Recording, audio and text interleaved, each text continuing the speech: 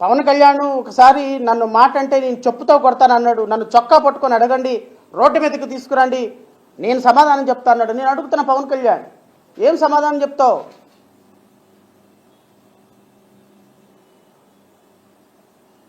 జుట్టు మార్చినంత ఈజీ కాదు నాయన మాట మార్చటం, డ్రెస్ మార్చినంత ఈజీ కాదు నాయన వాగ్దానం మార్చటం, ప్యాంటు మార్చినంత ఈజీ కాదు నాయన మీ ధర్మాలను మార్చటం. మనది ఏ ధర్మమో మనకు తెలీదు, మనం ఏ ఇజమో మనకు తెలీదు, మనం ఏ ప్రాంతమో మనకు తెలీదు, మనం ఏ భాష మనకు తెలీదు, మనది ఏ వ్యక్తిత్వమో మనకు తెలీదు. మనకు తెలిసిందల్లా ఏంది అంటే మన ముందున్న స్క్రిప్ట్ మాత్రమే మనకు తెలుసు. నేను అడుగుతున్న గౌరవ ఉప ముఖ్యమంత్రి గారిని,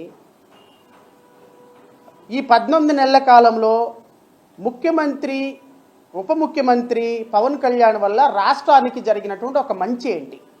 రాష్ట్ర ప్రజలు కూడా ఒకసారి ఆలోచించండి.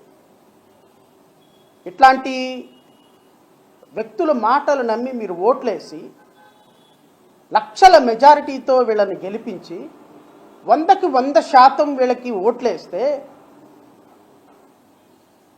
ఈరోజు సనాతన ధర్మం అని,